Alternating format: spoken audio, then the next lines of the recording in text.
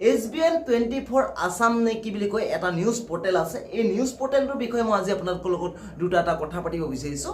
এই নিউজ পোৰ্টেলটোৰ অনাজনে মানে এই চেনেলটোৰ অনাজনে মানে এনেকুৱা কেইজনমান সাংবাদিক ৰাখিছে না হয় সাংবাদিক বুলি ক'লে হয়তো ভুল হ'ব। সাংবাদিক আচলতে এনেকুৱা নহয়, সাংবাদিকৰ আচাৰ ব্যৱহাৰ অলপ মানে সৰল হ'ব লাগে নহয় জানো। সো একোজন গুণ্ডা মানে সাংবাদিকৰ নামত একোজন গুণ্ডা। কিয় ক'ব লগা হৈছে এইটো কথাটো আপোনালোকে মন দি শুনক। প্ৰথমৰ পৰা শেষলৈকে যেতিয়া আপোনালোকে ভিডিঅ'টো চাব তেতিয়াহে আপোনালোকে বুজি পাব। তাৰ পাছত আপোনালোকৰ মতামত দিব পাৰিব। ভিডিঅ'টো আপোনালোকে অকণমান চাই মানে আপোনালোকে এটা যদি গালি দি দিয়ে মোক কমেণ্ট বক্সত মোৰ বহুত বেয়া লাগিব। গতিকে আপোনালোকে ভিডিঅ'টো প্ৰথমৰ পৰা শেষলৈকে চাই ল'ব। তাৰপাছত আপোনালোকৰ মতামতটো এই কমেণ্ট বক্সটো তলত দেখিছে আপোনালোকে সুন্দৰকৈ ওলাই আছে, তাত আপোনালোকৰ মতামতটো দিব পাৰিব। যদিহে মই গালি যোগ্য হয় আপোনালোকৰ পৰা তেন্তে আপোনালোকে মোক গালি দিব পাৰিব, মই কোনো আপোনালোকক প্ৰতিবাদ নকৰোঁ। মেইন কথাটো হৈছে কি অলপ দিনৰ আগতে মানে আজি দুদিনৰ আগত মানে এটা ভিডিঅ' ভাইৰেল হৈ গৈছিলে। মানে দুজন ল'ৰা মানে এখন কাৰত মানে এখন গাড়ীত আহি পেলাই গাঁৱত মানে বিজনেছৰ কাৰণে কিবা কৰিছিলে দেই। কিবা এটা মানে সিহঁতে কোৱা মতে ঠগ প্ৰবঞ্চনা বুলি কৈছে।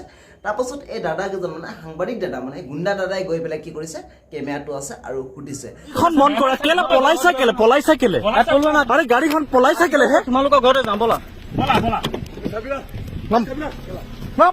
সিহঁতৰ সুধা আচৰণটো কেনেকুৱা আপোনালোকে শুনিলেই নিশ্চয়। চাওক এনেকৈ যদি সোধে বা তাৰ আগতে মই কৈছোঁ আপোনালোকক চাওক, দাদাকেইজনে এইটো নিউজত এনেকৈ কৈছিলে যে নিউজৰ কেমেৰা দেখি পেলাই ভয় খাইছে। একচুৱেলি মানে নিউজৰ কেমেৰা দেখি পেলাই ভয় খোৱা নাই, সিহঁতে লৰ মৰা নাই। লৰ মাৰিছে সিহঁতক গুণ্ডামি দেখি পেলাই, সিহঁতক অভদ্ৰামি দেখি পেলাই লৰ মাৰিছে।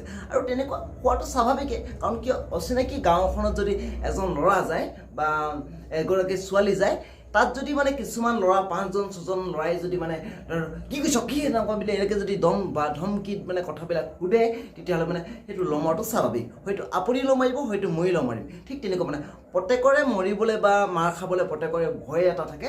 চ' সেই ভয়টোৰ কাৰণে মানে মানুহে পলাবলগীয়া হয়। চ' আৰু এই ক্ষেত্ৰৰ মই আপোনালোকক ক্লিপটো দেখাই লৈছোঁ।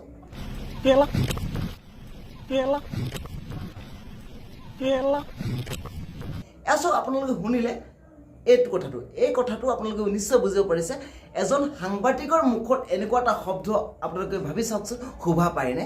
চ' যদিহে এনেকুৱা এটা শব্দ সাংবাদিকৰ মুখত শোভা পায়, মানে সাংবাদিকে ক'ব পাৰে এনেকুৱা এটা শব্দ উচ্চাৰণ কৰিব পাৰে, গতিকে আমি আলু কচু বেঙেনা আমিতো আৰু কিবা কিবি কৰিব পাৰিম।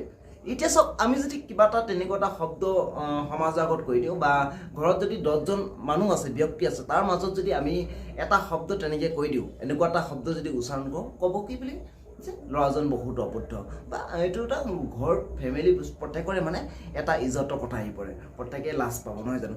গতিকে মই ভাবোঁ এনেকুৱা এজন সাংবাদিকৰ পৰা এই নিউজ পৰ্টেলটোৱে মানে এই চেনেলটোৱে কিমান লাজ পাইছে। নে এই অৰুণাজনে কি এই নিউজটো চোৱা নাই নেকি, নে তেখেতৰ লাজ বোলা বস্তুটো নাই? প্ৰথম কথাটো এইটো। তাৰপাছত হৈছে কি, আৰু মই ভাবোঁ এজন সাংবাদিকৰ মুখত এনেকুৱা ধৰণৰ কথা ওলাব নালাগে। আমাৰ অসমত এতিয়া যেনেকুৱা ধৰণৰ হৈ গৈছে নাই, ক'ৰবাত বোলে বলৎকাৰ হ'ব বোলে, তাত বোলে গৈ পেলাই কেনেকুৱা ধৰণৰ প্ৰশ্ন সোধে।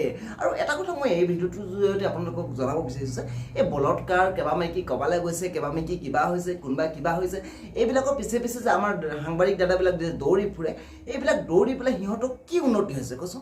আমাৰ অসমত মানে তেনেকুৱা সমস্যা সমাধান হৈছে নে কমিছে নে বাঢ়িছে? এইটো এটা আমাৰ মূল প্ৰশ্ন দেই। এইটো এটা প্ৰধান কথা আমি ভাবিব লাগে।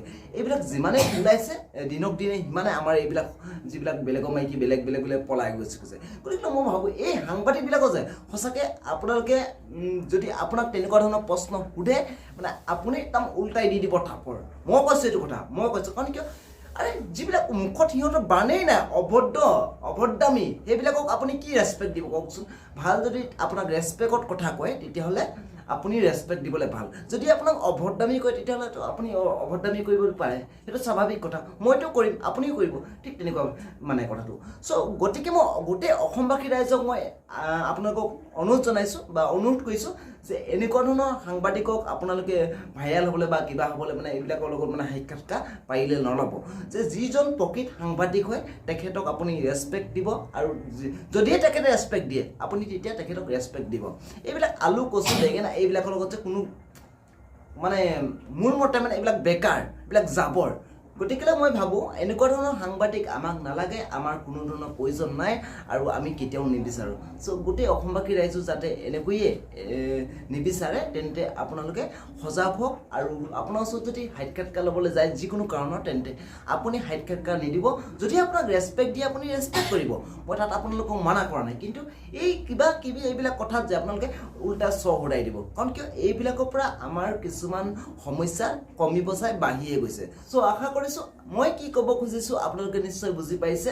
যদি আপোনালোকৰ এই ভিডিঅ'টো ভাল লাগিছে তেন্তে প্লিজ লাইক এটা কৰি দিব, আৰু যদি বেয়া লাগিছে ডিছলাইক কৰিব পাৰে। আৰু আপোনালোকে যদি এই ভিডিঅ'টো ফেচবুকত চাইছে তেন্তে প্লিজ পাৰিলে পেজখন ফ'ল' কৰি দিব, আৰু যদি আপোনালোকে ইউটিউবত চাইছে তেন্তে আমাৰ চেনেলটিক ছাবস্ক্ৰাইব কৰি পেলাই আমাক ভিডিঅ' বনাবলৈ মৰম আৰু উৎসাহ সাহস দিব বুলি আশাৰে বাট চাই আহিলোঁ।